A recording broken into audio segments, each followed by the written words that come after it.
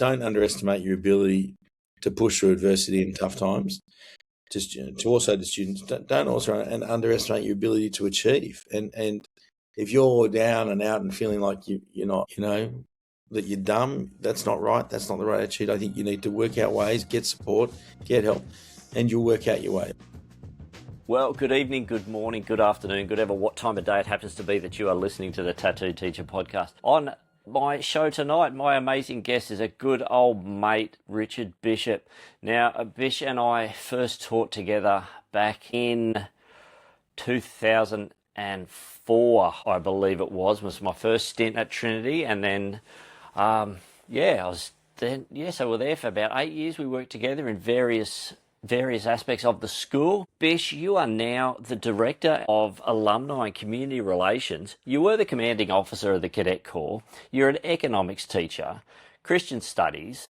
You've done a whole gamut of things. Now, you've been at Trinity Grammar for, well, I'll let you share that a bit later. Yeah. But welcome to the show, mate. Thank you, Phil, for having me, and hello all, wherever you may be. It's fantastic to be here. Mate, so you've been in education for a long time now, so a few years longer than me, but you could have gone down another route, another very, very lucrative, very esteemed profession, for some anyway.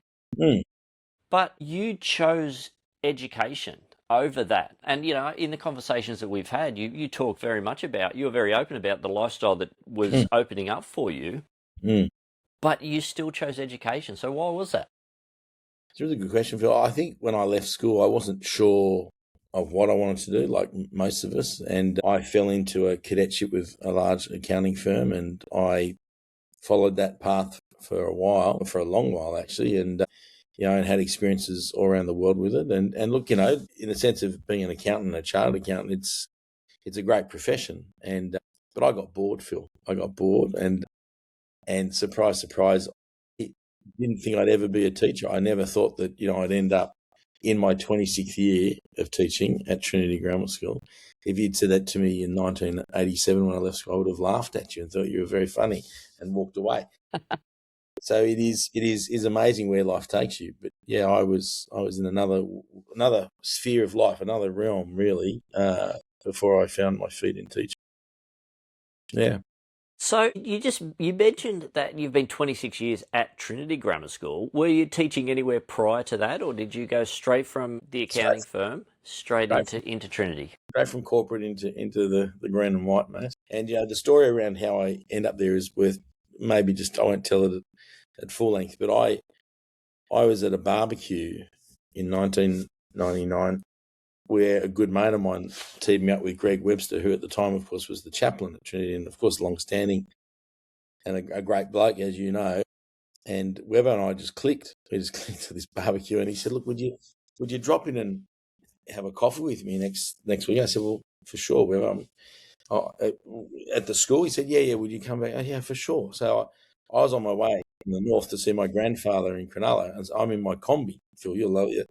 With 3 surfers in the back of the combi, and I pull in Prospect Road, there, the front gates of the school, in a pair of boardies, a pair of pluggers, and a T-shirt, and there is Webbo with Milton, I think his name's Stylesy, and Peter Green, all in their academic gear, with their suits on. I'm going, "I'm not here to see you like this, I'm just here to chat to him," and they're all laughing as I get out in this attire, and Milton wanted me to start Monday, and I said, "Milton, my boss does not know I'm here. This is not a job interview. I'm just here to chat to him." So, of course, 8 months later, yes, I do start as a young assistant chaplain and teaching a bit of echoes and Christian studies. Yeah, there. But it was, God ordained in a lot of ways, really. Like I wasn't looking necessarily at that point. But yes, so there you go.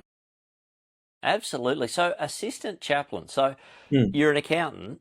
So, obviously, you've got a theology background to pick up that role. Yeah, I wasn't quite finished at that point. I was on my path through some theology training part-time while I was working in the corporate sector, yeah. So you've had, at that praxis point of your life, you had 3 avenues. You had 3 roads that you could have gone down. All 3 would have been fulfilling in one way or another, or in multiple ways. So what what sort of pushed you over to teaching rather than ministry or staying in accountancy? I think it was that.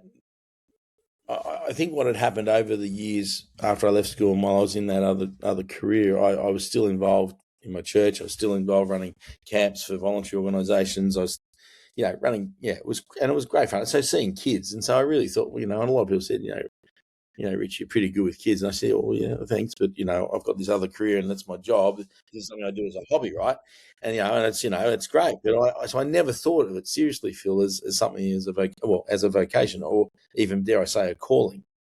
But yeah, when that meeting happened, when I just told you about, I started thinking, what are you doing, Lord? It was it sort of put me in a bit of a quandary because I had all this work to do in that career, but then he opened this door and it was pretty amazing, really. And I reflect on it regularly now as I get older, thinking, how amazing was that it all happened. And look, there was no doubt that I saw an opportunity to minister to especially young men, and especially and that was a very strong, passionate calling within me. And it was really nice then to just fall into a place like our school, like Trinity, and basically work for free. Really, it was amazing. Look, I loved it.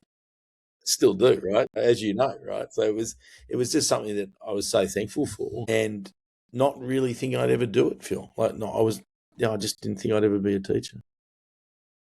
Yeah. So yeah, Trinity is an amazing place. It holds a tremendously special place in my heart, not only for the amazing colleagues that I worked with. It's where I really cut my teeth as an educator. Yeah.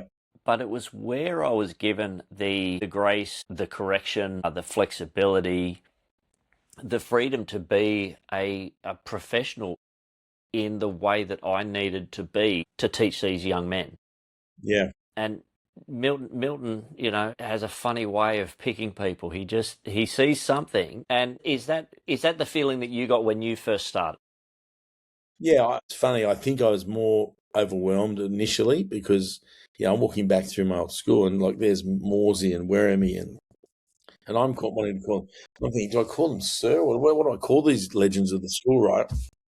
So I'm walking through there going, right, hang on, they're calling me Bish or Richard and I'm calling them Ian and John, and they were sirs to me back, in the day. So it was a slow turning transitional phase. But I think the main thing that I saw was that there was an opportunity there to make a difference in young men's lives and an opportunity to make a difference for good. And look, mate, these sorts of schools, you can just totally involve yourself in the place. And Milton, made it a place which we embedded ourselves in because he made us do two sports, a co-curricular and teach. So we're embedded, right? Now these teachers join Trinity and it's like Holiday Road, right? Like they can pick and choose. But for us, it was, as we were embedded. Like we had cadets. I did winter, summer sport, and taught, and then got housemasters responsibilities and all sorts of things.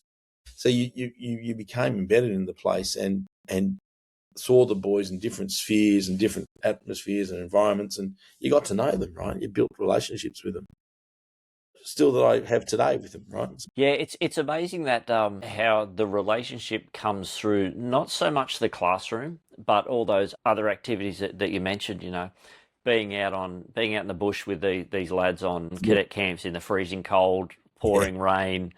Going to these big sporting events with them and seeing them, in their element. They might be a complete, rat bag somewhere else, but you put them in their environment where they could see, there's chess, there's drama, there's music, there's just an amazing array of activities for not only the boys, but like you mentioned, for the teachers as well. So do you think that has been a critical thing to actually keep you? Because to stay in a school, or to stay in teaching for more than 5 years now is a gold star.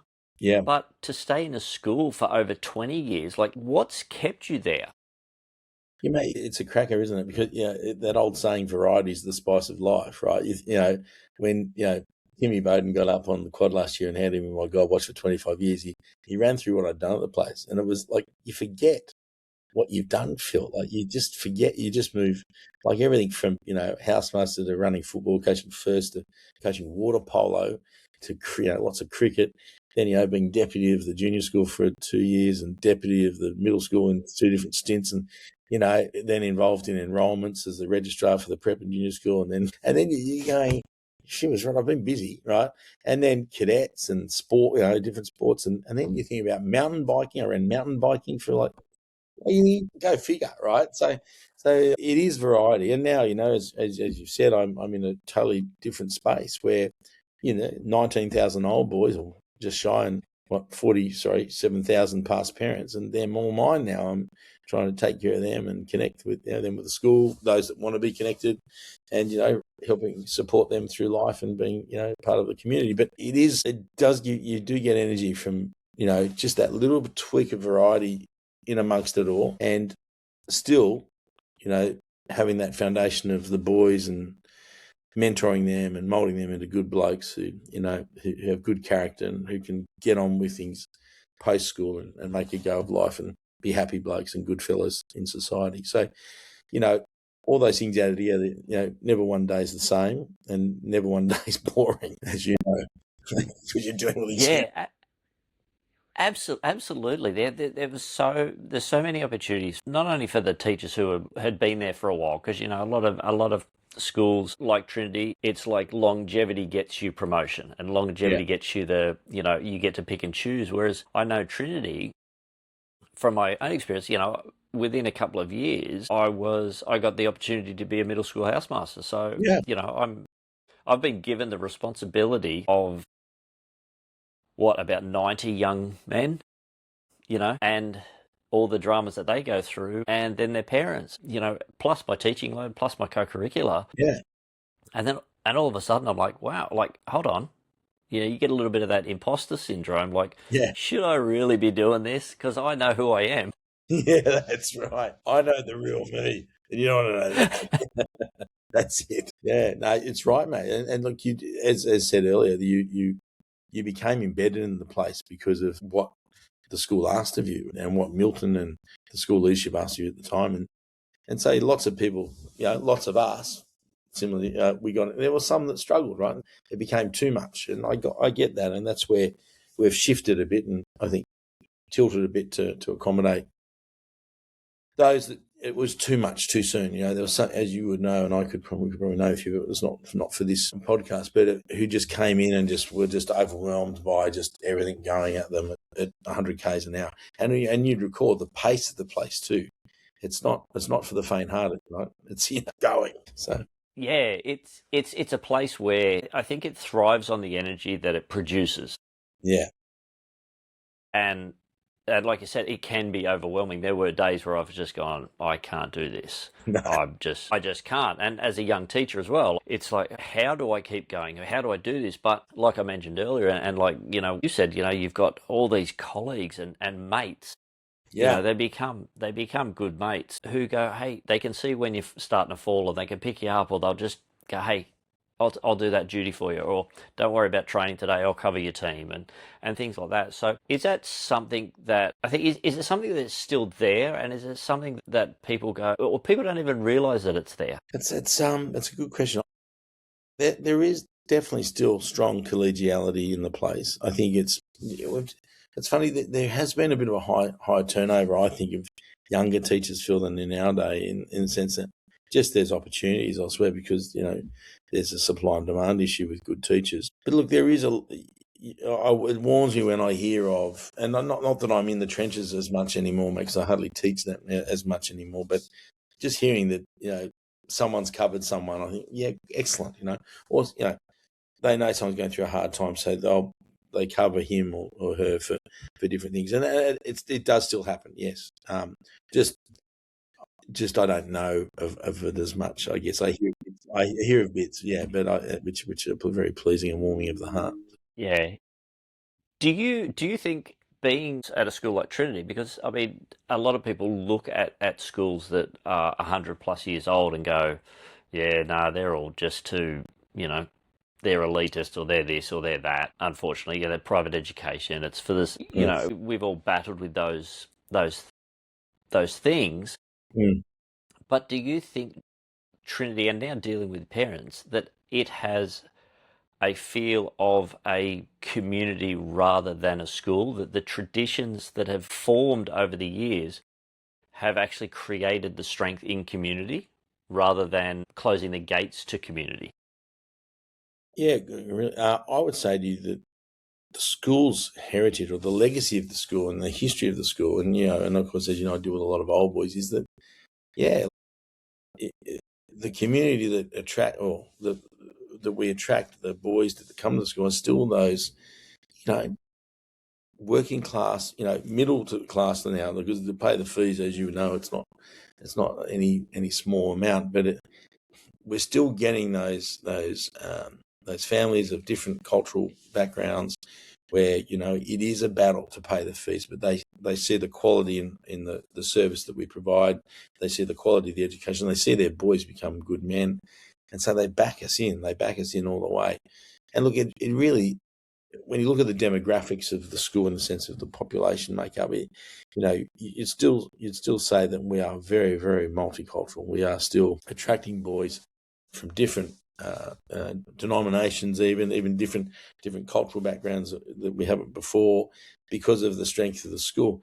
And that those denominations, of course, come in under our Anglican banner. They sign that form, realising that their boys will be attending a chapel and having Christian studies and stuff, and they accept it, they love it, and so I think for me, what's most encouraging over my 26 years is seeing that cultural change, the cultural element of the school that I remember as a schoolboy that I've seen my sons go through in, is still the same in the sense we're not elitist, we're not building or growing young men who are arrogant and full of themselves, but thankful. And I think that's something to be really proud of, because it is not cheap. When you consider that Year 12 this year is $48,000 pre-tax. Wow. To pay for just Year 12 for one boy, it is a phenomenal amount of money, and yet, our numbers are as strong as ever. So look, I think it's hats off to the leadership of the place over many years. It's hats off to the council, and it's also hats off to those long-standing staff members who have maintained, I think, the standard of the school, like being a community. And I think, and what part of my role, Phil, which is really exciting, this new role, it's now what I'm now 3 years into, is that the new head's given, well, he's not new, he's 9 years in now, but he's saying, I want you to build this. I want you to try and make this community a living thing, like a thing we can tap into, that we can see, the beating heart of it. I'm thinking, okay, Tim, I'm going to give it the biggest nut I can.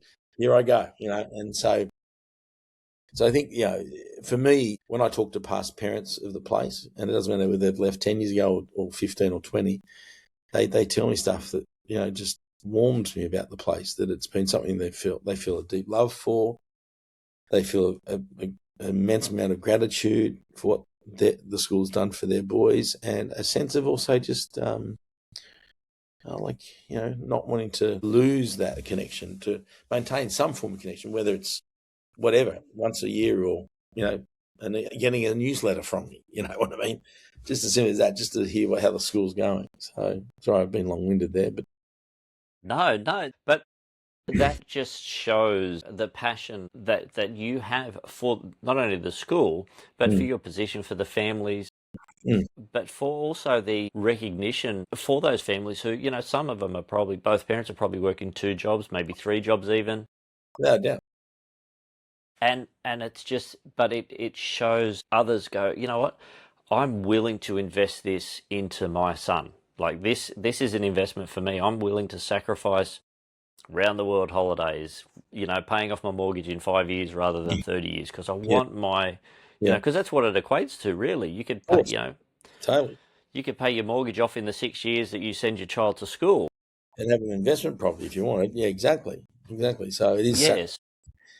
And look, it is something that, was drummed in by my father many years ago when, I don't know how Mum and Dad paid our 4 school fees, the 3 knuckleheads and me.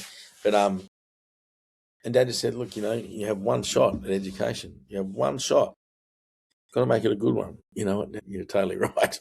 But it was just, it's something where you think the sacrifice that these parents and these families make to send their boys, and all the boys have gone before me, and is immense. So Yeah, absolutely. And enough that you sent all your boys there as well. absolutely, That speaks volume because, a lot of the teachers, they don't want their children at the same school for a whole range of reasons. for But sure. others are going, sometimes the reason is I don't want my child at my school because I know what this school's like. So Yeah, I love working here, but I know that they can, things can slip through the cracks and whatever it might be. yeah, Again, that investment of your yeah, own into the place of work, yeah. you're showing that it's going to have the long-term return. And the big thing is, I totally agree. The big thing as well, Phil, is all three of those boys are very different animals. Yet the school catered for them. So, you've got one who's this massive people person who can get along with everyone. Then you've got this national level athlete who was like focused, disciplined, and then you got Tom at the end who was living in the shadow of those two giants. Who I said, mate, don't worry about them. You be you. And he finally found his feet in year 11 and 12. But it was a battle. It was a battle through middle school. He just didn't know, like, he couldn't find his space, in his place. But yet, eventually he found it. And look, he's all the better for it now. But so it's very different, but also, the school benefited them in many different ways. Absolutely, yeah. I know that what your third boy would have been, has been through. Again, Yeah, two older brothers, yeah. both very good at various things, and they're going, Phil, are you going to do this? And I'm like, nah, I'm going out to party and cause chaos. Like I can do it, I should do it, but I'm going to go and do this because I don't want. I don't want to be Yeah, there. it's like So I get what your youngest boy went Yeah. through. But again, it was that you get to senior years and you just get a little bit of maturity. Yeah. You start to find your feet and go, you know what? I'm going to be me. I Yeah. can do it. I don't need to compare to them. But with that comparison, or with that, they've, like you said, the school catered for your three individuals Yeah. amongst the hundreds of individuals that go through each year. Do you think that the foundation of the school, in the Christian faith, in the Anglican tradition, plays a big role within Trinity Grammar? Without a doubt, I think it's been a very strong connection for 120 years, or how long it's been now. Really, what am I trying to? 113 years. But I think the thing, Phil, is that when you look at the legacy of the place, four headmasters since 1944, all strong in their own way, in their own faiths. Headmaster Tim Bowden's just a champion of the faith, ordained minister, very clever, and has come in and done some really great things in that Christian way for the school. And one of the things I find most warming in my job is that you can have robust Christian conversations with every boy at the school, and it doesn't need to be like I'm not trying to save him on the spot, but I can say to him, have you really thought through what it means? And I know that's an okay conversation. And of course, there's a relationship there as well. So he knows me and I know him. But I love the fact that still to this day you can have those conversations with any boy in the school, and there's an acceptance. There's a willingness to discuss and to even accept that maybe he doesn't know the answer, and that's cool. And I'm saying, well, keep exploring. Just keep working out what the truth is, and trust me, you'll find it if you keep looking. And I think it's a great place where we can support young men in the faith. I think it's great that we nurture so many young staff in it as well, that they come to us and they grow in their faith. And look, and how many we've lost a few great staff to Bible colleges, and a number have gone off to clergy, right? Gone off to clergy and left us the profession, and, come back, be a boomerang, but it's so look, it's still a very core part of this place, which is very pleasing. Yeah, and I think with that is that I think tradition counts for so much, And from the great movie Coming to America, traditions can and always do change, but they always hold on to one focus point, one key thing. And I think with community and service founded in the Christian tradition, I think that shines through. And it was great to have those conversations with the boys. Yeah. Because there'd be stand up. No, I don't believe in that rubbish. Blah blah blah. Yeah. Yeah, that's okay. That's okay. Yeah. I do. Yeah. But don't bag it out. Like, just tell me why you disagree. And the freedom that you gave the boys to express who they were as individuals was always an amazing thing that I found, because if you let them have their go, all of a sudden they're heard, and all of a sudden they feel valued, and then all of a sudden the conversation, even just the mundane conversation, starts to shift in. They ask you questions. They're delving a little bit more in all areas, not just in areas of theology. And it goes back to that real point when we chatted earlier, Phil, about, having that exposure to sport and co-create, that you'd have these conversations. They might be a pain in the backside in the classroom, but all of a sudden you've got them, out on some, the side of some football field, and after the game they want to talk to you about something. You're going, wow, right, okay, we're happy to talk about that, and you think, where's that come from? But it's a totally different platform, right? Totally different environment. Yet they're this different child, and you think, well, okay, and they see you, as you said earlier, as they see you differently, and that starts, golly, mate, you and I will be able to tell stories till Christmas about, that's bump chats we've had with boys, random times when you just want to throttle them, right? And they're coming in and they're saying, "Oh, Bish, what do you think about this?" You're going, "Sorry, are you asking my advice? Are you just no, sorry." Right, okay, right, okay. Let me just reschedule here and let's chat. And so you think, the nature of the relationship, especially with boys, is that they're going through such a massive amount of internal change, and their brains are developing at such a, at certain rates of mushness, right? And yet here they are trying to find their identity, and then they've got us blokes into them saying, "No, that's not good enough. Do that better. That's not," And so it's a full dichotomy, isn't it? And then you throw them in a classroom of 20 of them, period 6 on a Friday, year 10 commerce, and it's a zoo. It's hilarious. This episode is proudly supported by the Busy School.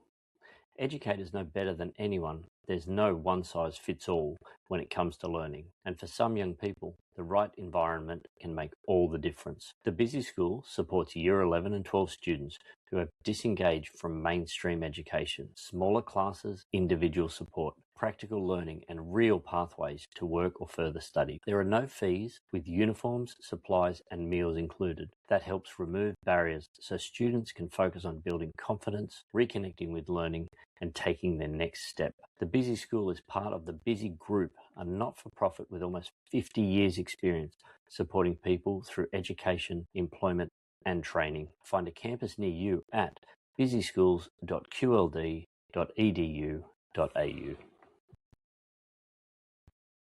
You're never one of those classes, that's for sure. The only thing that could have been worse would have been Year 9 business studies or something. Shalom. Yeah, correct. So with boys' education, because I've spent the vast majority of my career in boys' education, I'm now in co-educational space since I moved up to Queensland. Is there, we know that boys' education and segregated education has been sort of, especially boys' education has been beat up quite a lot. There's been some press, very well deserved. There's been some young men who have done some terrible things. Yeah. But in the broad scheme of things, do you see a value in boys' education and keeping it as boys' education? Yeah, 100%, without a doubt. I this whole issue with the Me Too and with the whole consent and the whole, DV stuff which is going, it's shocking, it's horrendous, right? And it's not acceptable. And no right man in his own mind would ever accept any of that rubbish, right? Because it's not what we do. And so I feel, as I've told some senior boys over the years, I feel for them, this generation, because they're being labelled, which is not fair. And boys schools don't create boys like that or men like that, right? Because what they do is they teach nuance, they teach character, they teach, the very essence of what is biblical truth about being a man rather than some random rubbish. But also they teach these boys to be, sensitive, compassionate, thoughtful. And I think, it's a knee-jerk reaction in society to think, well, single-sex education got to go and we have to bring in co-education. Don't get me wrong, I've never taught a co-education, so I can't, you better tell me more and others will. But there's a place for co-education, without a doubt. There's a place. There's a place for all. There's a place for single-sex education for girls too. Like our girls are at a single-sex school just started this year, and they're thriving, absolutely thriving, right?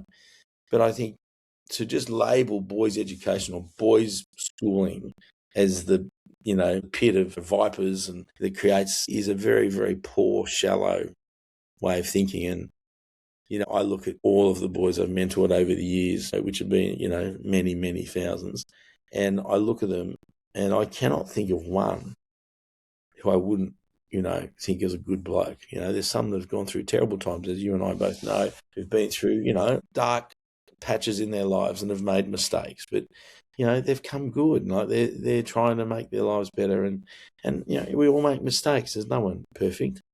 And so I think part of what I see in Trinitarians is blokes who can laugh at themselves, who don't take themselves way too seriously, who will stand up for what is right. They will definitely be protective of those that are weaker and younger and fairer than themselves, without being chauvinistic or or patronising. They're just good blokes, right? And I think we need to make sure that we don't let social media and the media change the mind or even affect our boys too much, in the fact that they should be proud of who they are and take pride in the fact that they're good blokes who are going to do many good things in their lives. And I think, we need to stand firm in single-sex education across both. Yeah, I 100% agree with you on that. I think it's so valuable for both. I've never had the opportunity to teach in an all-girls school. No. Just the opportunity has never presented itself. But working within a boys' school, everything you said right. Like we're teaching them character, we're teaching them integrity, we're teaching them how to be respectful to their peers, to others. They they get chipped when they do the wrong thing, but they're taught also to take responsibility for their actions. And I think, and you can see society shifting at the moment, and with the disengaged youth, like so many of the disengaged, unfortunately, are young men, because they don't know where to find their place. They don't know how. They've got all the like you said, their brains are at various stages of mush. Totally.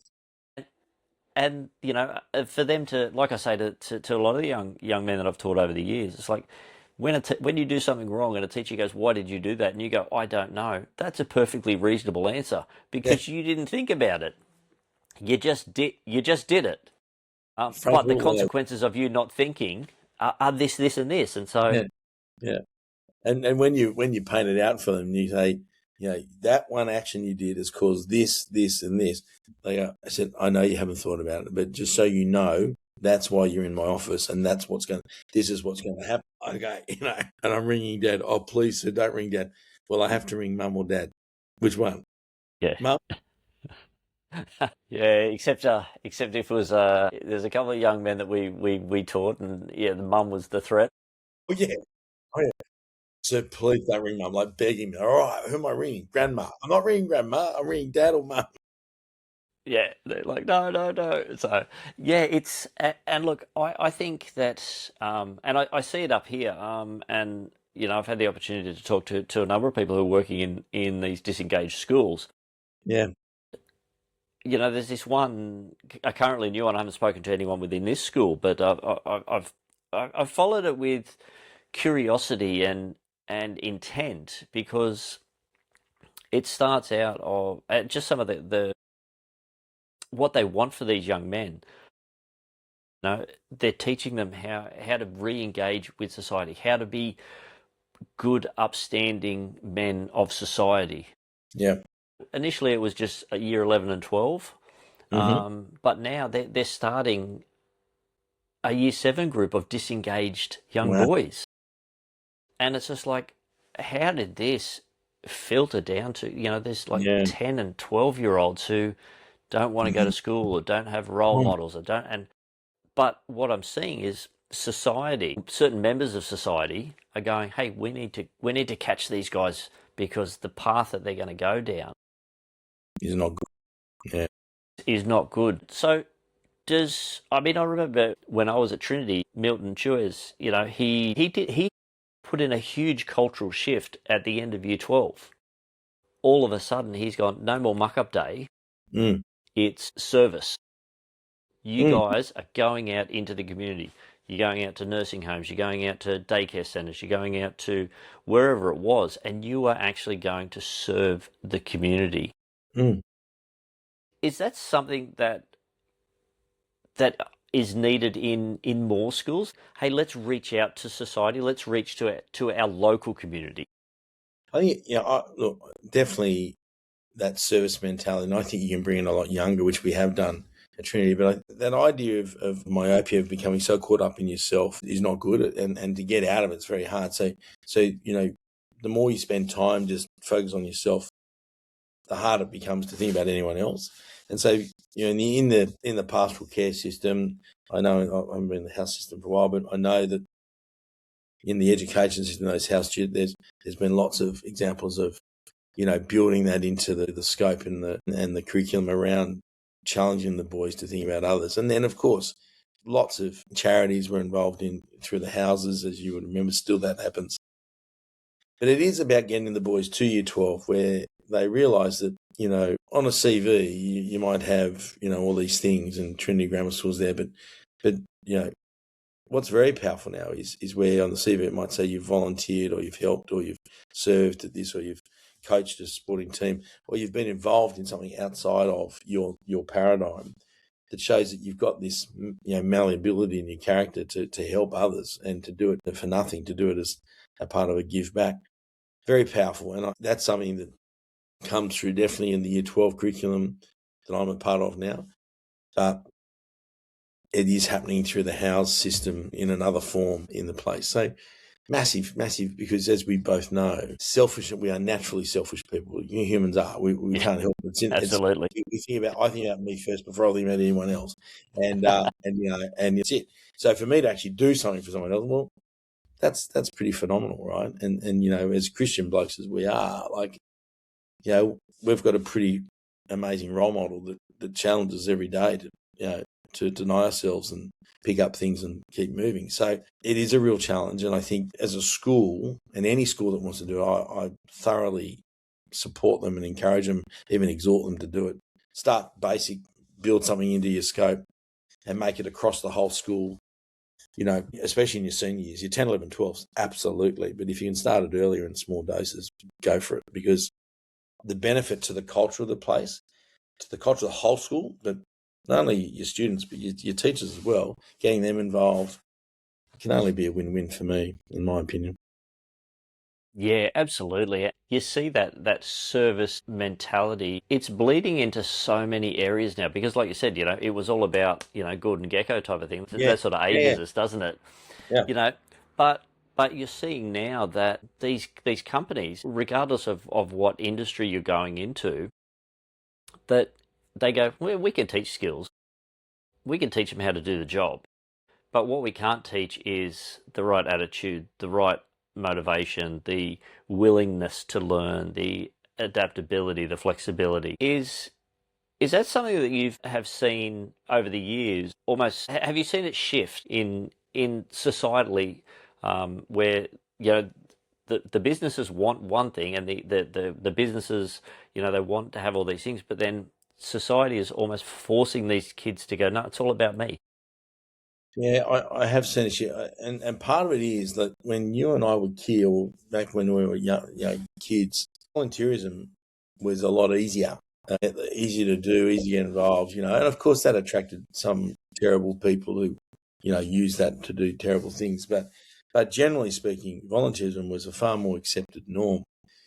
Then I went through a phase when, to volunteer for something, you had to do all this paperwork, and which is the right child protection, get your first aid, and it all dropped off, right? And, they were struggling to find volunteers in different areas and stuff. And then then it's boosted back up, because what's happened is this generation, I think, is realising, well, those things are good things to have anyway on my CV, that I've done a working with children, I've done my first aid, I've done my basic swim aid or level 1 in cricket coaching or whatever. It makes me more employable, and they go and do it. And I encourage the boys to, once they leave, to do some basic, do your RSA.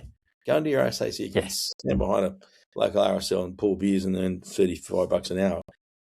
Why? Because it's a good idea and it's good money. Having those skills means that you can give back. So one of the things I've noticed with senior boys that I've mentored in the last probably 3 or 5 years is that desire to find a career, one, but also do something outside the box to help others, and not en masse. But I'm going to say probably a 10 to 15% uptake of wanting to do something community minded, broader than, and them coming to me and asking me, Bish, what do you think about this?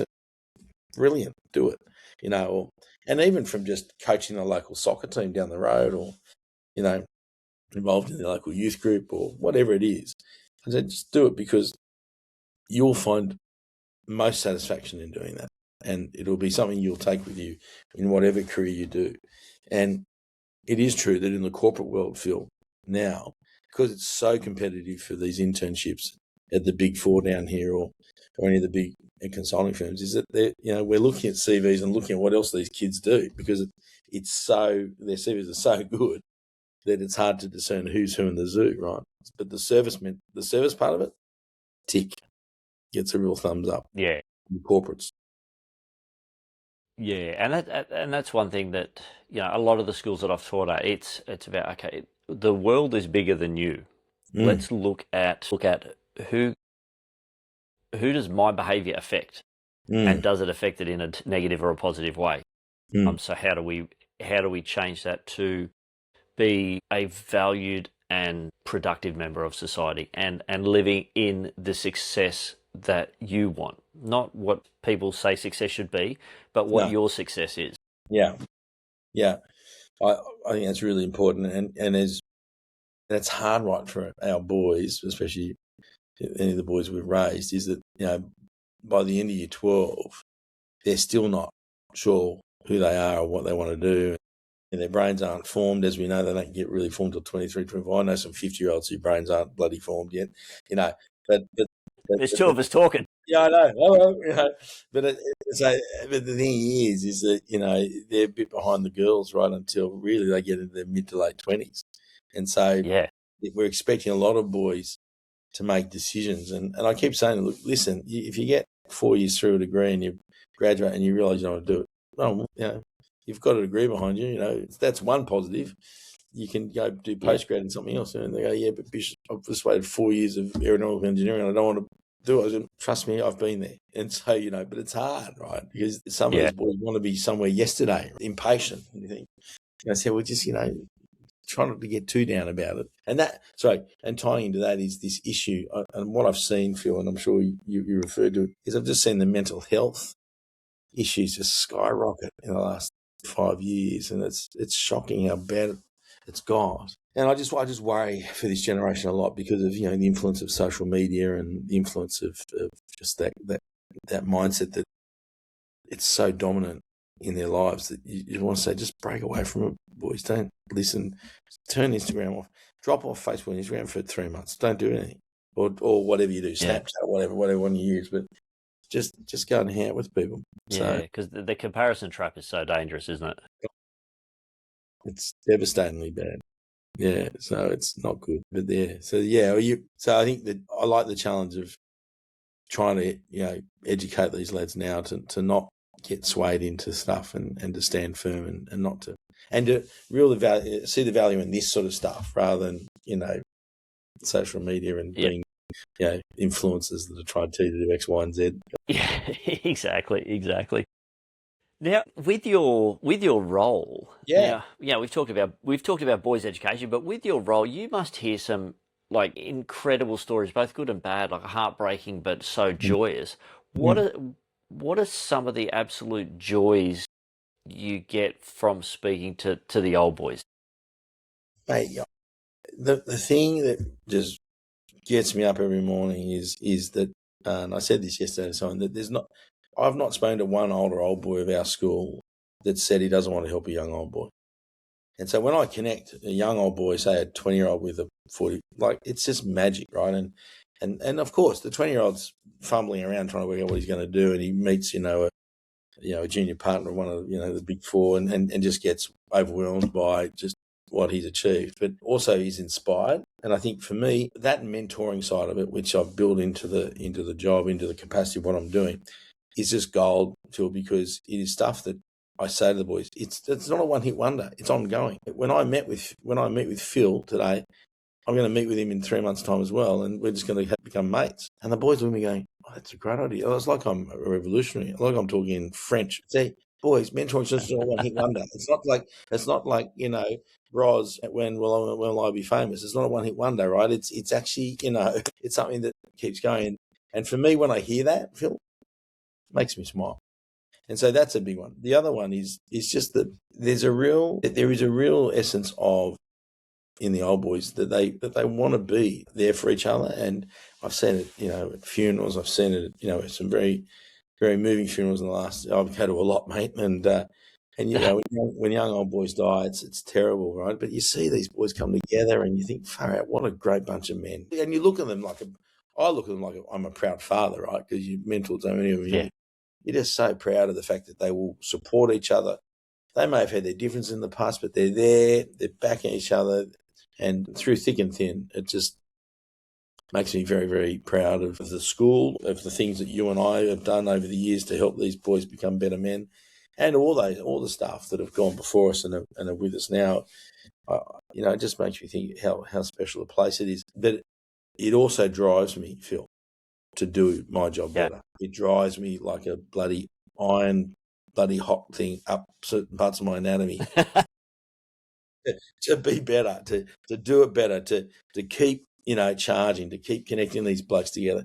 And seeing boys who are timid little fellows, you see them in 5 years' time, and you think, you're a man. Look at you. Yeah. And it's just so humbling, right? So amazing. There you go, mate. There's a bit of what keeps me ticking. Yeah. But yeah, because you are in quite a privileged position. Yeah. The most educators, because we plant those seeds. We talk to the kids and we see the little light bulb moments. Yeah. But we don't actually see the mature growth of these. We might hear a snippet or something like that, but on a day-to-day basis get to hear those stories. You get to see that little seed that was dropped in the ground, 12 years ago, all of a sudden is, starting to grow into a really strong, fruitful tree that's having an impact in their sphere, in their part of society. 100%. And that's what, you're totally right. It is an amazing privilege and opportunity to see, from, the trajectory, as they go through the phases of life. And, Sam Tatum, who you might remember him, who was one of our school captains in 2003, Sam sadly died last year from cancer, Phil, and to see in that chapel, it was packed to the hill. And Jimmy Harris and I ran the service, but to see 85 of his peers, 2003 boys, there, wives, children, on their own, there, just embracing each other. You can't help but be moved by that, and inspired at the same time, because you think, Sam had more, of his mates and peers at his funeral that they had the reunion 2 years before, right? So, you know what I mean? So, Sammy, look what he's done, by heading off to heaven a bit early. But so it is part of building community too, Phil. It takes effort, it takes stubbornness, it takes persistence and perseverance. It takes all those things, because if you dilute it, you lose part of it, and then you can lose it totally. And so I keep driving for that community to keep building, to keep connecting with each other. And look, and once again, I keep saying, I can't do it all. You guys need to do it, you need to do it yourselves as well. But I keep drumming into them that this will only be of great benefit to you as life throws its curveballs at you. and sticking together. You don't have to talk to each other every day or every week, but knowing that you can pick up the phone and call someone when things go a bit dark, gold, right? And so Absolutely. that's the thing that drives me, mate, to keep it, Yeah, I actually just a couple of months ago, I had the privilege of running into one of the old boys at a wedding. So I'm down at a young man that he's 30 now, so he was a teenager. He was one of my son's best mates. So we went down to Sydney for this wedding, and then he noticed me, and he's like, "I know that guy. Who is it?" And so he's asking a couple of other people that I knew there. Yeah, that's Phil Murdoch, and he's like, came over and introduced. Yeah, g'day, I'm Nathan. That's all he said. This is Nathan. And I'm like, all right, yeah. And he goes, "You're a teacher, weren't you? You're a Trinity." I said, "Yeah." And he goes, "Yeah, I'm an old boy." And I'm like, "Oh, okay, great." And then the rest of the night, I'm racking my brain. I'm just like, who is this kid? And it's like, I'm just, every time I look at it, I'm just trying to pick a facial expression that sparks a memory. Yeah. And then it finally got to me. It finally got it, and I've walked over and gone, "Nathan Young, I remember you."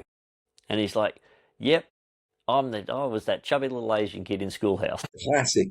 And he's just like, "Yeah, I've done this and I've done that. Oh, so great to see you, blah, blah, blah." And it's just like, so many years later, here's this young man, and through happenstance at a wedding that we're at, but he goes, "Oh, thanks so much for everything you guys did for us at school." And he goes, "So much so that I'm sending my kids to Trinity." So see, right, and you think, well, you don't go and you don't do this professional vacation for it, right? You don't, No. those that do look for it don't last long, right?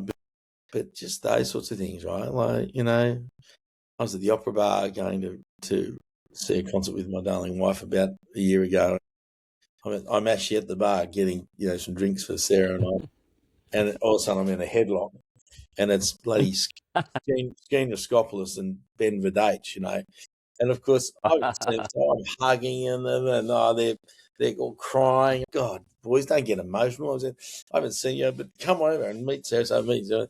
And it was just, those random moments. You think, how gold is this profession? How gold is this vocation that you can build relationships with these fellows over, and they remember you and they value you even though you haven't seen them for 10, 15 years. And you hear, the other thing, great privilege in my job too, Phil, is I hear older old boys talk about Rod West, who was my headmaster, the reason I teach, and James Wilson Hogg. Those older old boys, they worshipped him like Wilson Hogg. I've not heard one of those older gents say anything about that man that isn't exceptional. And you think, what a great, wonderful, and once again, wonderful legacy of a man who worked hard, who took the school from going bankrupt and nearly closing to 900 children, 900 boys when he retired. You think like crazy sorts of stuff, right? That's amazing. What a legacy, right? What a legacy. Crazy. Yeah, well, it's like, I mean, you'd be the same, it doesn't matter where you go, you always bump into an old boy, and like, it doesn't matter where I go now, like the kids my kids, they're all grown up, it's like, it doesn't matter where we go, Dad, you always bang into someone, and it's just like, yeah, whatever. And like the weirdest one was, we were in New York City, it was like almost midnight, in the lift going up to the top of the Empire State Building, get in, and then as I walk in, someone, "Oh, g'day, sir." And my kids are just like, you can feel their eyes rolling. Honestly, I can't remember which boy it was, but they're just like, "Dad, like, we're in the middle of New York, and you still run into someone you know." So, and that's one of the privileges of teaching, of education, of this profession that we love, that we cherish, and we sometimes wonder how our life choices got us here. But we still do it for all the reasons that we will never see. Those impacts that in a young person's life. Yep, exactly right, Phil. Couldn't agree more, mate. It is, yeah. And look, it's a tough job at times, as we both know. It's relentless at times, but in the end, I think with the right motives and with the right intent, the results there already, like in both our lives. And to a younger teacher, I'd say, look, aim to build relationship. Like anyone can stand in front of a class and teach a curriculum, but if you can build relationships, you'll teach that curriculum even better. Yeah. And I think that, for me, that's a really important part of the process of education, of the art of teaching and the art of then instructing to build knowledge I think it's a package deal. Yeah, absolutely. And be willing to throw your lesson out for that conversation. Hundy. Like, yeah, just like, you know what, pedagogy be damned. We've got a chance to do this kid, whoever it is, wants to ask a question. They want to know something. They never speak. And we're diving into that, and then a richness comes from that. So, without a doubt, mate. Without a doubt. Hey, Bish, we have been, believe it or not, chatting for nearly an hour now, and we could probably go for another couple, especially us two. Yeah, absolutely. And look, I appreciate your time, especially on a Wednesday night. But I just want to wrap up with just a couple of final questions. Go for it. And you've already thrown a few of them out there. But what would be a challenge? And you've already mentioned the word a couple of times. But what would be a challenge that you have for people who are listening, for teachers, for parents, for believe it or not, I have students who listen to this podcast. Right. But what would be a challenge that you'd want people to hear? I might break it down. I'll say to students, like, don't underestimate your ability to push through adversity in tough times. To also the students, don't also underestimate your ability to achieve. And if you're down and out and feeling like you're not, that you're dumb, that's not right. That's not the right attitude. I think you need to work out ways, get support, get help, and you'll work out your way. I was not the best student, but I worked damn hard, but I worked the wrong way as a schoolboy. I got better at uni. But I was just, so don't give up with students, with teachers. Yeah, like I said earlier, Phil, I think, if you can come into the profession and see it as a vocation, even as a ministry, that's a great way to start. And especially the importance of the relationship with your students, like in the sense of, being malleable and being able to listen to them and understand them, but also, expect better of them, build a relationship, and then you can then challenge them to be better in everything that they do, and they will respond to you, trust me. And to parents, like, it's tough out there at the moment. Like, I feel for you. I think the most important thing for young parents is to learn to say the 14th and the 15th letter of the alphabet regularly, which is N and O, which is no. And I think if you can say that, you save yourself a whole multitude of sins later. But primarily with teenagers, with social media, look, if you can get them away from their phones for periods of the day so they can sit at the dinner table and actually talk with you rather than have their heads down looking at a screen, just family time is really important. And, that will help build, I think, a momentum in them as well as in you as you deal with them and parent them. But look, it's a different world to when we grew up, Phil, and so I acknowledge there are challenges, but don't underestimate the importance you have as a mother and a father or parents to those underlings you have, but be a presence in their life. Yeah, absolutely. I couldn't agree more. Yeah, and no is a full sentence, isn't it? Yeah, it is indeed. Now, we've had the privilege of working together and having, like we said earlier on, endless conversations, both on camps and at sporting fields and in the hallways. But if someone wanted to find out more about either yourself or about Trinity or about, maybe there's someone who's working at a school and wants to, and has a position like yours, but just doesn't know how to, who just wants to enhance like you're doing, what would be the best way to get in contact with you, Bish? Probably, like, they can link with me on LinkedIn. I've got a LinkedIn handle, but my email address probably, Phil, which is that rbishop@trinity.nsw.edu.au. Please reach out. Happy to help. Happy to see if I can help. But I think primarily either through LinkedIn or through email, that would be the best way, Phil. No worries. I'll throw those in the bottom of the show notes for people if they need it. And I'll put a link to the Trinity Grammar website as well for those who who may be around and want to actually see what we've been talking about. Yeah, exactly. And look, Bish, it's the final question. It wouldn't be the Tattoo Teacher podcast if I didn't ask you, Richard Bishop, do you have any tattoos? Would you believe, Philip? No, Yes, I would. I do not. No, I do not. I've had opportunities, Phil. No, I've kept myself clean. So, but I noticed your arms are looking quite nice.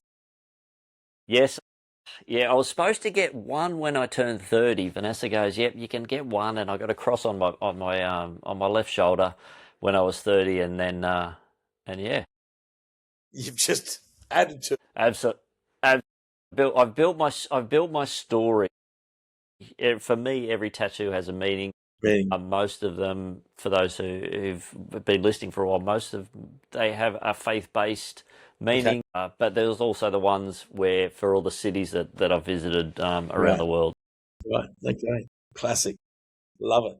Love it. Sure. Everything tells a story. Hey, so Bish, thank you so much for your time. I truly appreciate it. It's so great to catch up with you again, and so great to see what you're doing for education in general, but also how you're keeping education connected. And I think that's critical for growth, that connection and just mentoring these young men to be just truly amazing members of our society. Yeah, well, it's a great privilege. Thank you, Phil. Thanks, Bish. Will you enjoy the rest of your evening, and we'll catch up again soon. Sure will, Phil. Take care. God bless everyone. See you, mate. Cheers, mate. Brilliant. Thank you so much for listening to the Tattoo Teacher podcast. I hope you enjoyed the conversation and found it insightful. If you like what you heard, it would mean so much to me if you could either like, follow, and subscribe to whatever platform you are listening on. The music was by DJ Fruit Salad. Thanks again for listening. Stay cool. Be blessed.